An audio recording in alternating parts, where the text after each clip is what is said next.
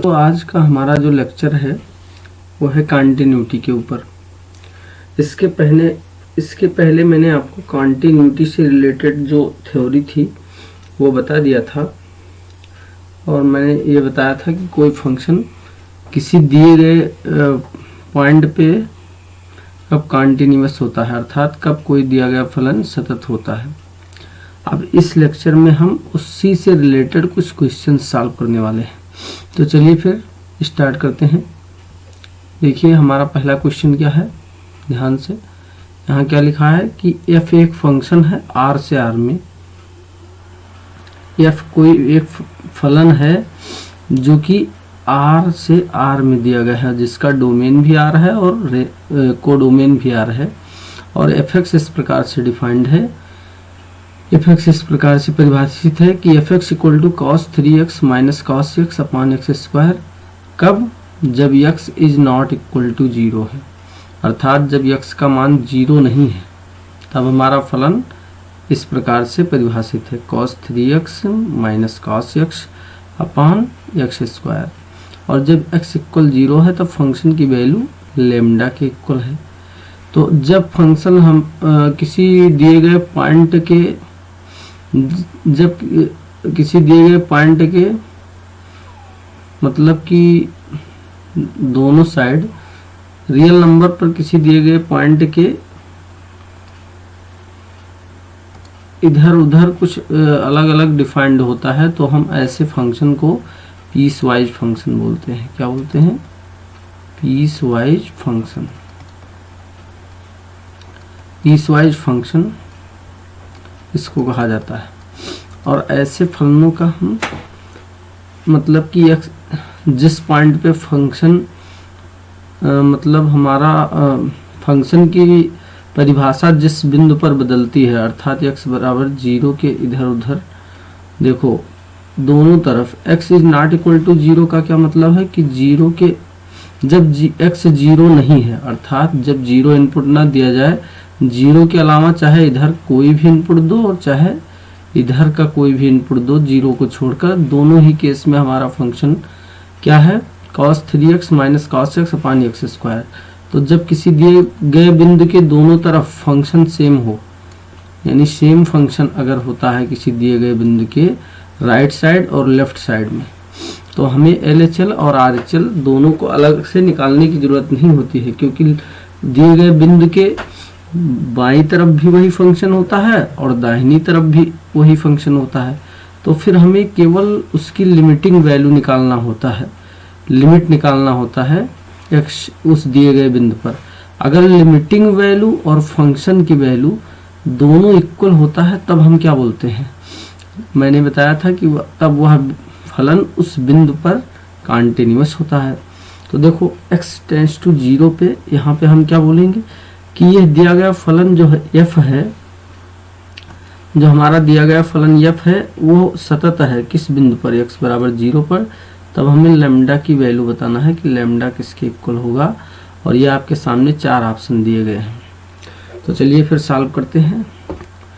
तो अगर किसी बिंदु पर कोई फलन सतत होता है तो उस फंक्शन की उस पॉइंट पे लिमिटिंग वैल्यू, मैंने बताया था कि अगर x बराबर ये कोई x बराबर a कोई दिया गया पॉइंट हो, x इक्वल टू a कोई दिया गया पॉइंट हो और उस पर हमें कॉन्टिन्यूटी देखना हो, तो अगर limit x tends to a यानी कि फंक्शन की a पर लिमिटिंग वैल्यू fx और फंक्शन की a पॉइंट पर वैल्यू अगर दोनों इक्वल आ जाती है, तो हम ऐसे केस में क्या बोलते हैं कि वह दिया गया फलन उस बिंदु a पर क्या है? सतत है।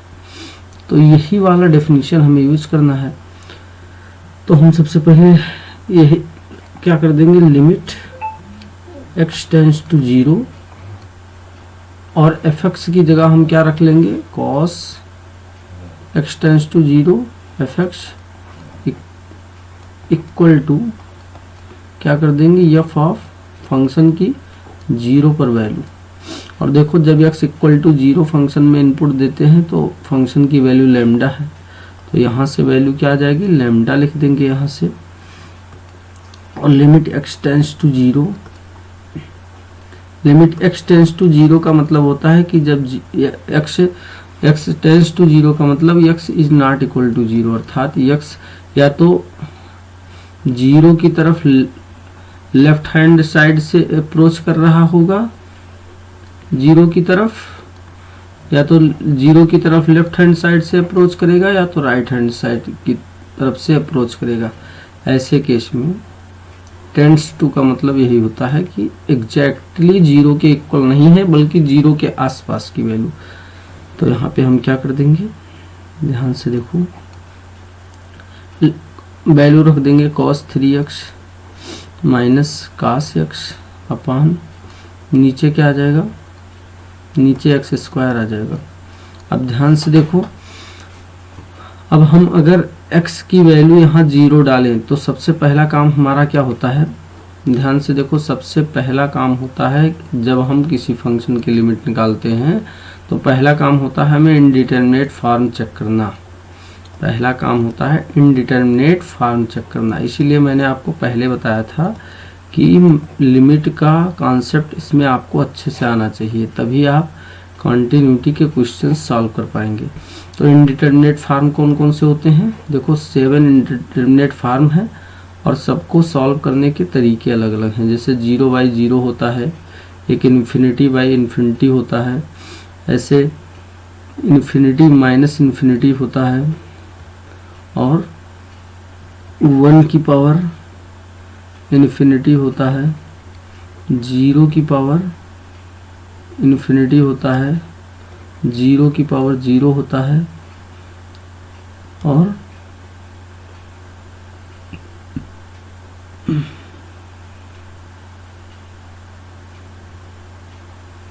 One to the power infinity, 1 to the power infinity, और उसके बाद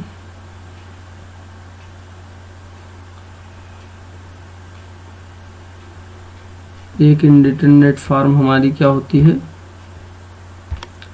देखो बेटा ये 7 हमारी इंडिटरमिनेट फॉर्म होती है, 0 बाई 0, इन्फिनिटी अपॉन इन्फिनिटी और इन्फिनिटी माइनस इन्फिनिटी, ऐसे 0 इंटू इन्फिनिटी होता है, और 1 टू दी पावर इन्फिनिटी और इन्फिनिटी की पावर 0 और 0 की पावर 0। ये 7 इंडिटरमिनेट फॉर्म अगर बनती हैं तो सबसे पहला काम हमारा होता है कि मतलब कि आपके सिलेबस में तो मेनली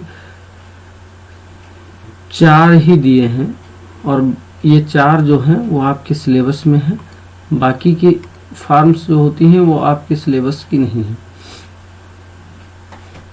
जो 4 इंडिटरमिनेट फॉर्म्स हैं इनमें से वो आपके सिलेबस में हैं और बाकी के नहीं है। कौन कौन सी हैं,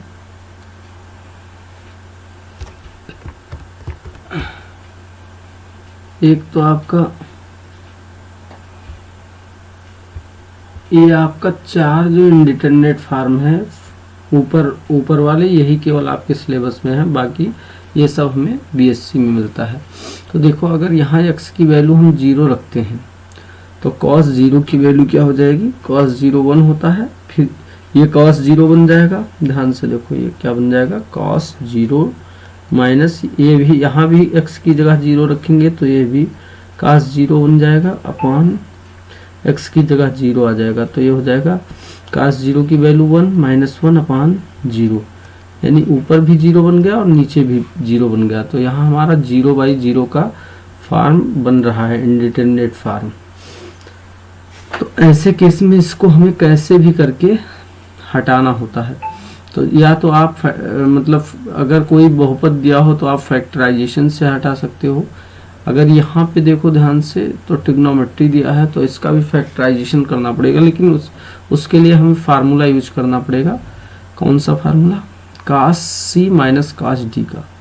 तो देखो फार्मूला लगा देंगे तो क्या आ जाएगा, limit x tends to 0, cos c minus cos d क्या होता है, 2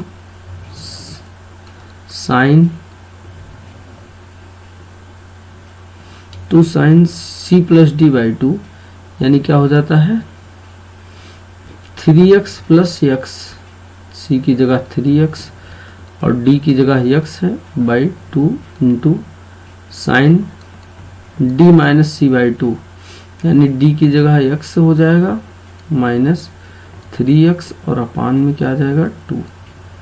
ये फार्मूला हम लगा लेंगे अपान नीचे एक्स स्क्वायर आ जाएगा और इक्वल यहाँ क्या दिया है लैम्डा दिया है।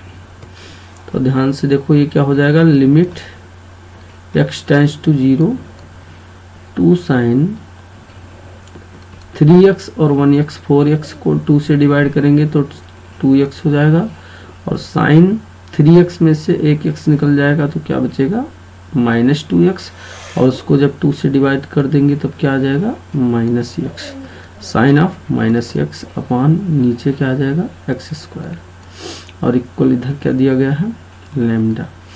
अब इधर देखो लिमिट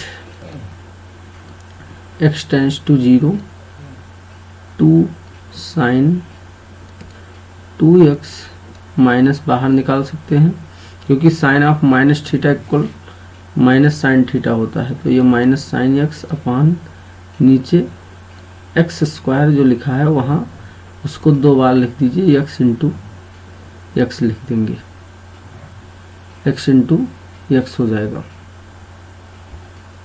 अब यहाँ देखो इसको हम एक्स स्क्वायर को x इंटू एक्स 2 बार लिख देंगे तो यहाँ साइन 2x है और यहाँ भी हम अगर 2 से मल्टीप्लाई कर दें और यहाँ भी क्योंकि हमने डिनोमिनेटर मतलब हर में 2 से मल्टीप्लाई किया है तो 2 से हमें अंश में भी मल्टीप्लाई करना पड़ेगा तो यहाँ पे हम इंटू 2 कर देंगे।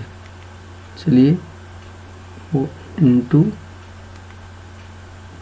यहाँ इंटू में 2 आ जाएगा।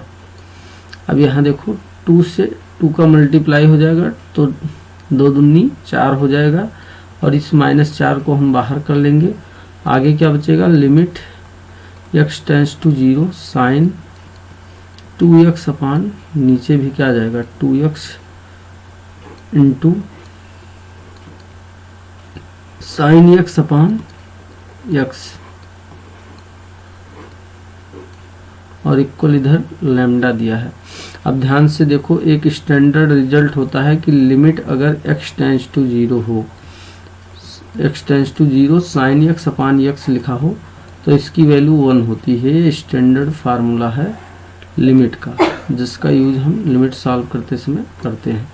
अब इसकी शर्त यह है कि यहाँ पे कुछ भी हो जो अगर यहाँ पे ध्यान से देखो अगर यहाँ x लिखा है और x की वैल्यू साइन के अंदर जो भी लिखा है एंगल में वो 0 बन रहा हो और वही सेम चीज अगर नीचे है तो उसकी वैल्यू 1 कर देंगे भले ही यहाँ x की जगह एक्स स्क्वायर हो नीचे भी एक्स स्क्वायर हो। मतलब कि जो अगर ये चीज 0 ऊपर बन रहा है और नीचे भी वही चीज है तो उसकी वैल्यू 1 होगी। तो यहाँ x की जगह 0 रखने से ये 0 बन जाएगा नीचे भी 0 बन रहा है मतलब सेम चीज है तो इसकी वैल्यू भी 1 हो जाएगी।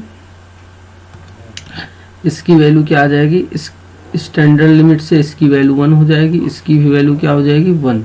तो यहाँ से -4 इंटू 1 इंटू 1 क्या आ जाएगा लैम्डा की वैल्यू क्या आ जाएगी लैम्डा इक्वल टू -4 आ जाएगा आंसर। देखो इस तरह से हमारा ऑप्शन नंबर बी करेक्ट हो गया।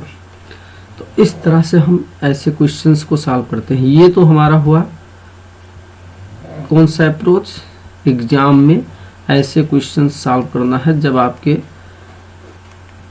यहाँ पे आएगा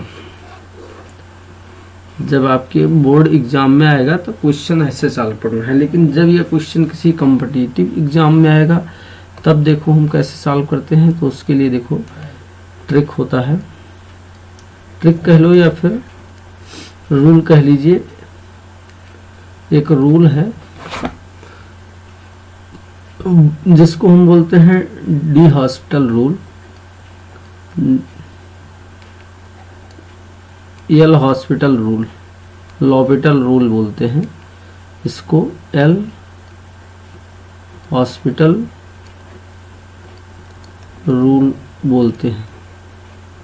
अगर हमारा कोई लिमिट का क्वेश्चन 0/0 फॉर्म बन रहा हो या फिर इन्फिनिटी अपॉन इन्फिनिटी फॉर्म में हो तो ऐसे लिमिट को हम डी मतलब लॉपिटल रूल से सॉल्व कर सकते हैं। ध्यान रखिए ये यल हॉस्पिटल लिखा है लेकिन इसे पढ़ा जाता है लॉपिटल रूल। तो इसमें अगर ये वाला इंडिटरमिनेट फॉर्म बन रहा है, ध्यान रखिए कि लॉपिटल रूल तभी यूज करेंगे जब 0/0 फॉर्म बने या इन्फिनिटी अपॉन इन्फिनिटी फॉर्म बन रहा हो तब। तो यहाँ पे हमने अभी देखा कि 0/0 फॉर्म बन रहा है। तो ऐसे केस में हम क्या करते हैं कि मतलब जो हमारे दिए गए फलन का अंश होता है उसको अलग से डिफरेंशिएट कर देते हैं और हर को अलग से डिफरेंशिएट करते हैं। मतलब कि इसमें आपको अंश बटा हर का फार्मूला नहीं लगाना है, अंश व हर को अलग अलग डिफरेंशिएट करना होता है। और यह काम तब तक करेंगे जब तक कि 0/0 या फिर इन्फिनिटी अपॉन इन्फिनिटी फॉर्म हट नहीं जाता है। तो ऐसे केस में अगर हम cos 3x का सबसे फर्स्ट टाइम मतलब जो क्वेश्चन है, अगर limit x tends to 0 cos 3x minus cos x upon नीचे x स्क्वायर है और इक्वल इधर क्या दिया है लैम्डा दिया है। तो अगर फर्स्ट टाइम डिफरेंशिएट करेंगे तो cos x का क्या होता है माइनस साइन x, यानी माइनस साइन और x की जगह 3x हो जाएगा। और 3x का अगेन चेन रूल से डिफरेंशिएशन क्या आ जाएगा 3 आ जाएगा। और माइनस cos x का क्या हो जाएगा माइनस साइन x, लेकिन एक माइनस पहले से यहाँ है इसलिए प्लस साइन x हो जाएगा यहाँ। और अपान नीचे x स्क्वायर का डिफरेंशिएशन क्या हो जाएगा 2x हो जाएगा। अभी लिमिट x टेंड्स टू क्या है 0 इक्वल इधर क्या है लेम्डा। अब ध्यान से देखो एक बार, अगर फिर से हम x की वैल्यू 0 रख के चेक करेंगे कि क्या 0/0 फॉर्म बन रहा है, तो साइन 0 x की जगह 0 रखोगे तो साइन 0 बन जाएगा। साइन 0 की वैल्यू 0 होती है, -3 × 0 फिर 0 आ जाएगा और ये भी 0 और अपान नीचे भी 0, तो अगेन 0/0 फॉर्म बन रहा है।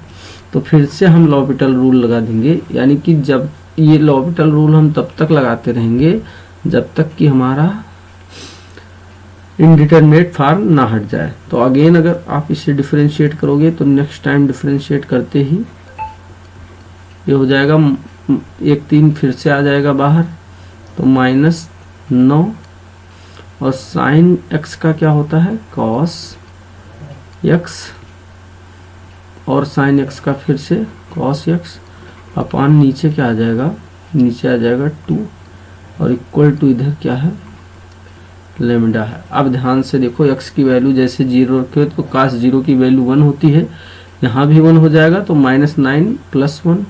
अब हम रख सकते हैं क्योंकि इनडिटरमिनेट फॉर्म हट चुका है, तो -9 × 1 यानी -9 + 1 और अपान नीचे 2 इक्वल टू लेम्डा आ गया।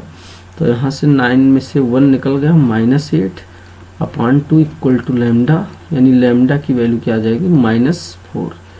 तो यहाँ से हम इस टेक्निक से क्वेश्चन सॉल्व कर सकते हैं। अब देखिए मैं आपको समझा रहा हूँ तो इतना टाइम लग रहा है, नहीं तो फिर ये बहुत सेकंड्स में ही हो जाएगा। इस तरह से हमें ये क्वेश्चन कर सकते हैं, पर ध्यान रहे ये मेथड जो है ये हमारे बोर्ड एग्जाम के लिए अप्लीकेबल नहीं होता है। इससे अगर बोर्ड एग्जाम में सॉल्व कर देंगे तो हमें 0 नंबर मिलेगा। ध्यान रखिएगा ये केवल कॉम्पिटिटिव पॉइंट ऑफ व्यू से है। इस मेथड को हम केवल कंपटीशन में ऑब्जेक्टिव टाइप के क्वेश्चंस को कर सकते हैं। हाँ ध्यान रखिए अगर क्वेश्चन बोर्ड एग्जाम में भी ऑब्जेक्टिव वाला क्वेश्चन दिया गया है तब आप इस मेथड का यूज कर सकते हैं, लेकिन जो क्वेश्चन हमारा डिस्क्रिप्टिव टाइप का होगा अर्थात जिसको हमें सॉल्व करके दिखाना होगा वो क्वेश्चन हम ऐसे ही सॉल्व करेंगे तभी पूरा नंबर मिलेगा। इस बात का ध्यान रखिएगा। लेकिन अब ऑब्जेक्टिव टाइप के क्वेश्चन भी आते हैं, इसलिए मैंने आपको ये मेथड भी बता दिया ताकि आप क्रॉस चेक कर पाएँ कि हमारा क्वेश्चन सही है या नहीं। तो आई होप ये आपको समझ में आ गया होगा। चलिए अब देखते हैं नेक्स्ट क्वेश्चन। नेक्स्ट क्वेश्चन हमारा क्या है कि f(x) एक फंक्शन है x³ + x² - 16x + 20, ये कुछ इस तरह से अपान x - 2 का whole square, x is not equal to 2, x जब 2 के बराबर नहीं है is continuous at x equal to, ये x बराबर 2 पर फलन जो है वो सतत है। तो find the value of k का मान बताइए। x बराबर 2 पर ये फलन सतत है। तो अगर मैंने क्या बताया था कि अगर कोई फलन किसी दिए गए बिंदु पर सतत होता है तो उस बिंदु मतलब उस पॉइंट पर लिमिटिंग वैल्यू फंक्शन की और फंक्शन की वैल्यू, उस पॉइंट पर फंक्शन की वैल्यू, ये दोनों आपस में क्या होते हैं, इक्वल होते हैं। तो इस बात को हम कैसे लिखेंगे कि लिमिट x टेंड्स टू 2 और fx की जगह हमारा फंक्शन क्या आ जाएगा, एक्स क्यूब आ जाएगा, x cube minus plus x square minus 16x plus 20 upon नीचे आ जाएगा x माइनस 2 का होल स्क्वायर और इक्वल टू क्या आ जाएगा, value of function at x equal to 2 f of 2, और एफ ऑफ 2 की वैल्यू क्या है, जब x इक्वल टू है तो फंक्शन की वैल्यू k है, तो यहाँ से एफ ऑफ 2 की जगह k आ जाएगा। अब यहाँ ध्यान से देखो, अगर x इक्वल टू, जैसा कि मैंने आपको फर्स्ट क्वेश्चन में भी बताया कि सबसे पहला काम होता है कि जो लिमिट मतलब जिस पॉइंट पे निकालना है उस पॉइंट को इस फंक्शन में रखकर हम चेक करेंगे कौन सा फॉर्म बन रहा है। तो अगर आप x इक्वल टू रखोगे तो नीचे तो हमारा हर जो है वो 0 बन जाएगा, डिनोमिनेटर क्या बन जाएगा, 0। अब ऊपर देखो 2 का क्यूब क्या आएगा, 2 का क्यूब 8 आ जाएगा, प्लस 2 का स्क्वायर क्या आ जाएगा, 4 आ जाएगा, माइनस 16 दूना 32 हो जाएगा, प्लस 20 हो जाएगा आगे, तो 20 और 8 28 और 4 32, 32 माइनस 32 ऊपर भी 0 बन गया और नीचे भी 0 बन गया, यानी 0/0 फॉर्म हमारा बन रहा है। तो जब 0/0 फॉर्म बन रहा है तो इसका हमें फैक्टराइजेशन करना पड़ेगा। ध्यान रखिए, यहाँ हम फैक्टराइजेशन करेंगे। तो अगर x इक्वल टू, अब देखो फैक्टराइजेशन ये हमारा 9th क्लास से ही सीख रहे हो।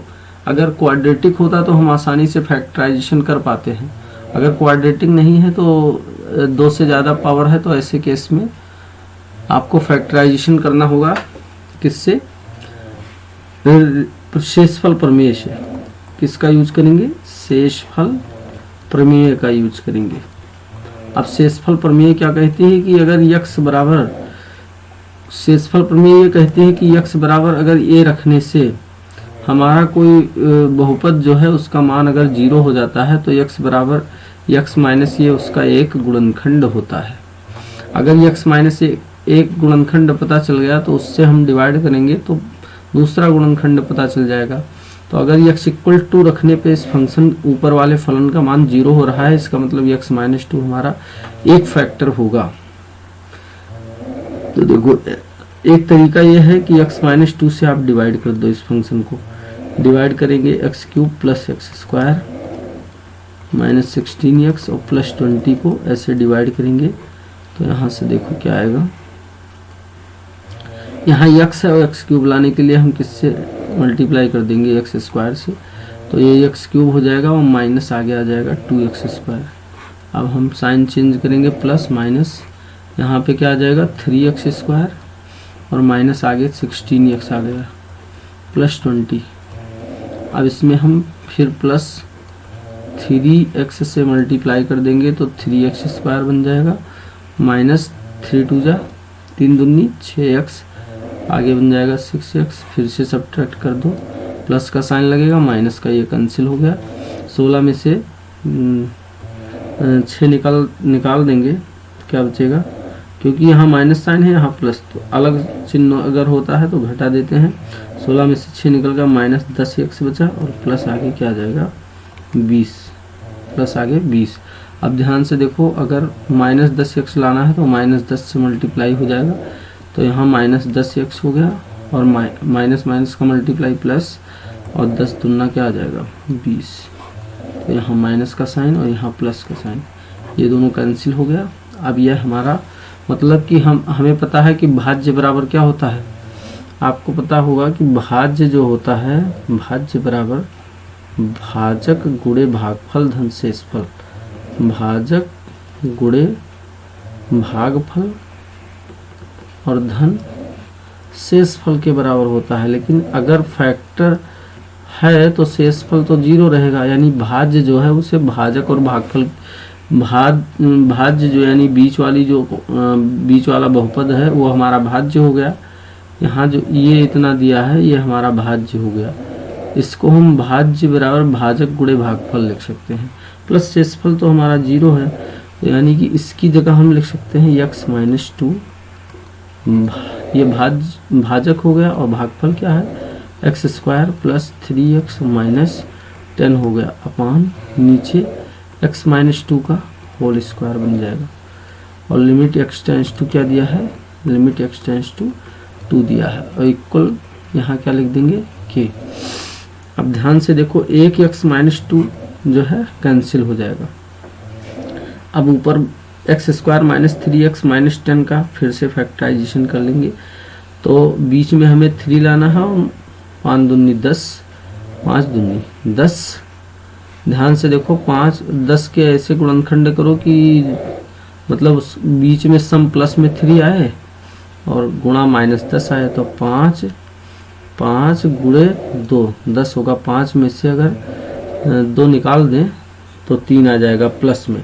अब यहाँ x का 5 का साइन प्लस है, तो x प्लस 5 और x माइनस 2, ये हमारा फैक्टराइजेशन का शॉर्टकट हो गया।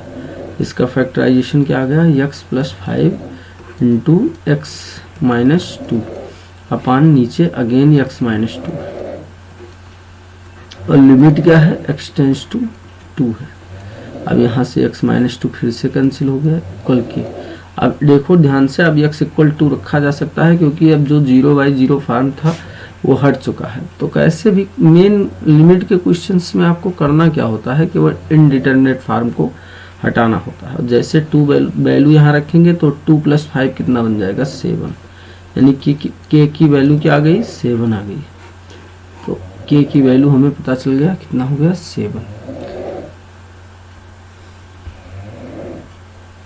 यहाँ से अगर k की वैल्यू हम 7 कर दें तो फंक्शन हमारा x बराबर 2 पर सतत हो जाएगा।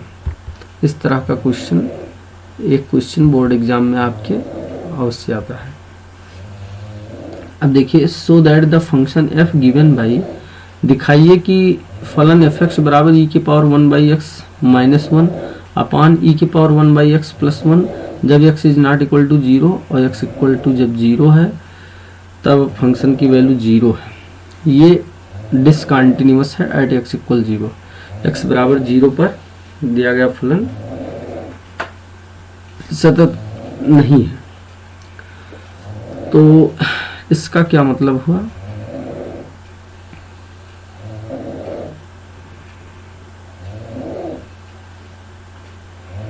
तो इसके लिए देखो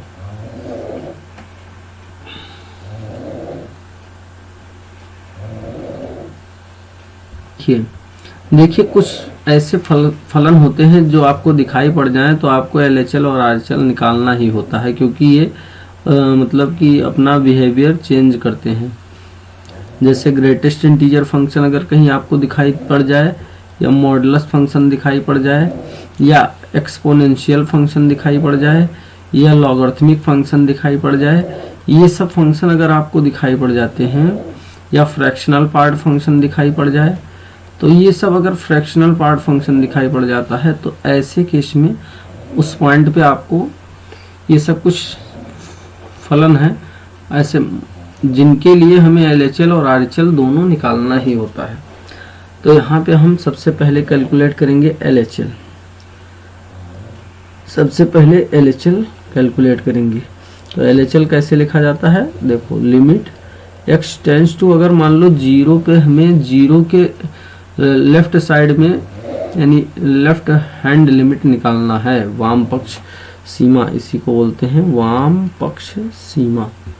वाम पक्ष अगर सीमा निकालनी है यानी कि दिए गए पॉइंट के बाएं तरफ फंक्शन का मान, तो इस पे हमें लिखने का ये एक सिंबल होता है कि लिमिट x टेंस टू 0 के ऊपर माइनस लगा देते हैं ऊपर। तो इसका मतलब ये होता है कि 0 से हल्का सा पहले। इसका मतलब ये मत समझिएगा कि -0, मतलब 0 तो ना पॉजिटिव होता है ना नेगेटिव। इसका ये मतलब ये होता है कि जो नंबर लाइन पे हमारा जहाँ 0 है उससे हल्का सा पहले मतलब एक इलेक्ट्रॉन्स का जितना कह सकते हो कि रेडियस होता होगा उतना पहले देखना होता है फंक्शन की वैल्यू। तो यहाँ 0 माइनस एफ एक्स लिखते हैं, और इसी को हम अगर यहाँ पे एच इंक्लूड करना चाहें तो लिमिट एच टेंड्स टू 0, और यहाँ पे लिख सकते हो एफ ऑफ 0 माइनस एच लिखा जा सकता है। इसको हम लिख सकते हैं एफ ऑफ 0 माइनस एच, यानी लिमिट एच टेंड्स टू 0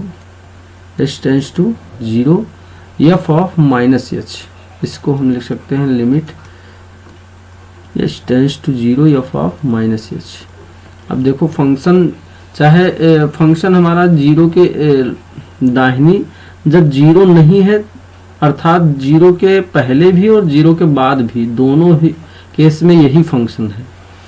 अगर दोनों ही केस में यानी लेफ्ट साइड में और राइट साइड में 0 के दोनों साइड में फंक्शन यही है, तो इसी फंक्शन में हमें ये वाला इनपुट देना पड़ेगा। तो ये इनपुट अगर देंगे तो यहाँ देखो limit h tends to 0 f of minus h, इसमें जहाँ एक्स है एफ एक्स इक्वल टू इतना है, वहाँ एक्स की जगह माइनस एच रखेंगे तो ई की पावर -1/h हो जाएगा, और -1 आ जाएगा अपान ई की पावर -1/h और +1 आ जाएगा। अब ध्यान से देखो, इसको हम लिमिट ऐसे लिख सकते हैं,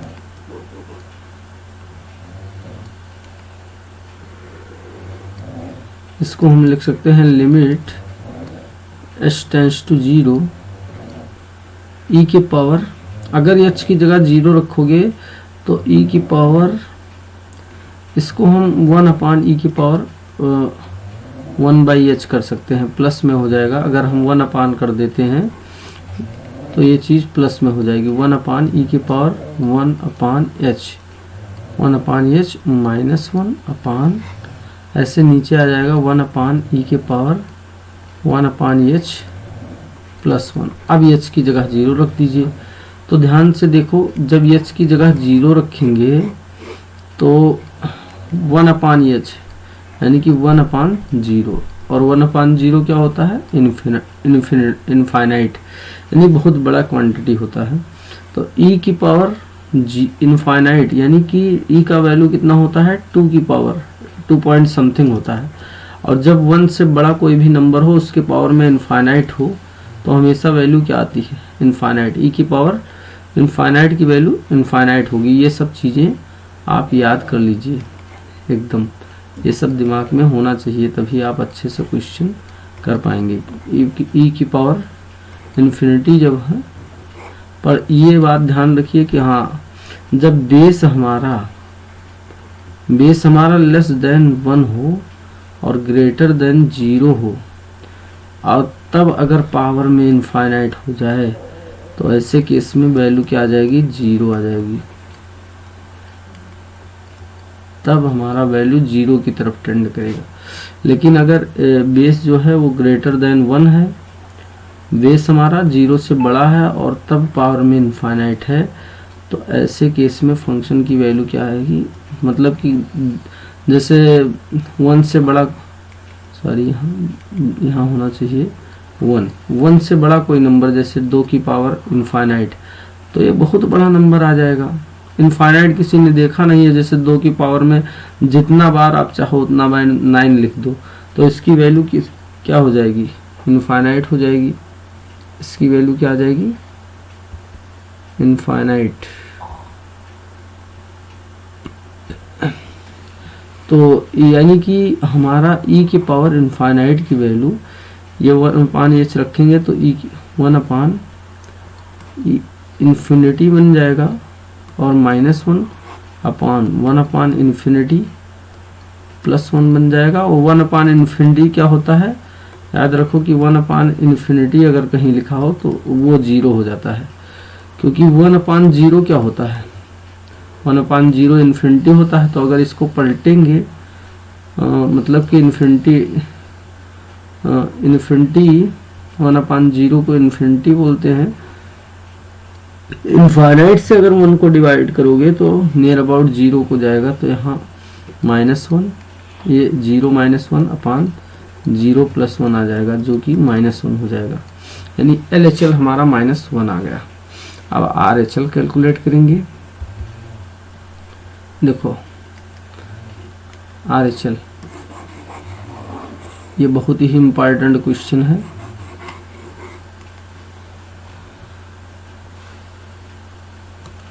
RHL कैलकुलेट करेंगे तो लिमिट RHL कैसे लिखेंगे, लिमिट h टेंड्स टू 0 और f ऑफ 0 + h भी लिख सकते हैं RHL में। तो हम यानी कि लिमिट h टेंड्स टू 0, इसको f ऑफ 0 + h का मतलब क्या हुआ, f ऑफ h और h रख दीजिए यहाँ पे। तो लिमिट h टेंड्स टू 0, जहाँ x है वहाँ h रखेंगे तो e की पावर 1/h -1 अपान e की पावर 1/h +1 हो जाएगा। और h की जगह जब 0 रखोगे तो फिर e की पावर इन्फिनिटी बन जाएगा, e की पावर इन्फिनिटी बन जाएगा तो उसकी वैल्यू इनफाइनाइट हो जाएगी।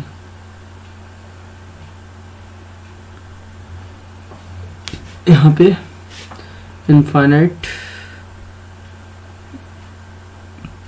माइनस इन्फिनिटी -1 और इन्फिनिटी +1 जो कि इन्फिनिटी अपान इन्फिनिटी का फॉर्म हो जाएगा, मतलब इन्फिनिटी अपान इन्फिनिटी का केस आ जाएगा। तो ऐसे केस में हमें e की पावर 1/h को कॉमन लेना पड़ेगा, e की पावर 1/h यहाँ क्या लेना पड़ेगा, कॉमन। तो यहाँ limit h tends to 0, e की पावर 1/h को कॉमन ले लेंगे तो यहाँ बन जाएगा 1 - 1 अपान e की पावर 1/h से यहाँ डिवाइड हो जाएगा, अपान नीचे भी e की पावर 1/h कॉमन ले लेंगे तो 1 + 1 अपान e की पावर 1/h आ जाएगा।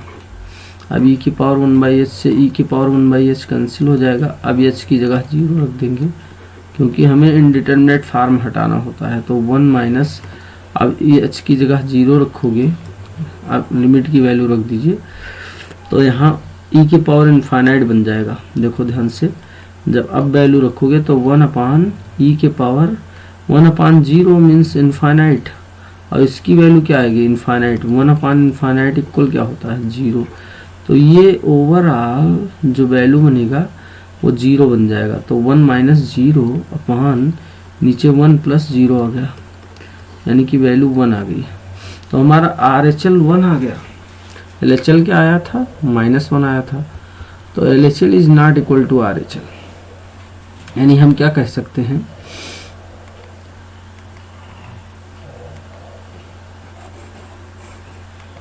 हम क्या कह सकते हैं कि लिमिट h टेंड्स टू, किस पॉइंट पे बात हो रही थी, 0 पे।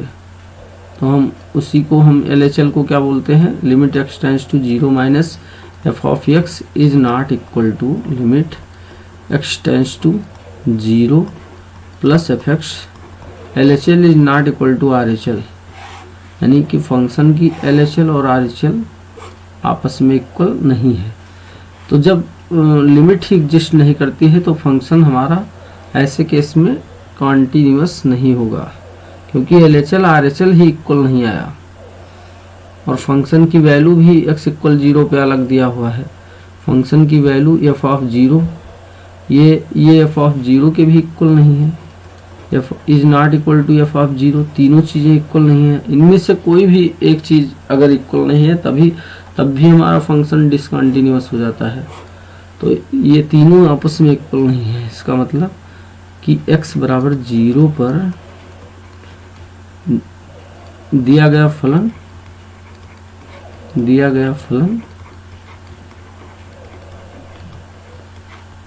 संतत नहीं है। ये बहुत ही क्लासिकल क्वेश्चन है, बहुत ही इम्पोर्टेंट क्वेश्चन है, इसको ध्यान से नोट कर लीजिए। तो ठीक, मिलते हैं हम नेक्स्ट वीडियो में कुछ और इम्पोर्टेंट क्वेश्चंस के साथ। तब तक आप लोग भी अपने बुक से क्वेश्चंस का प्रैक्टिस करते रहिए। ओके।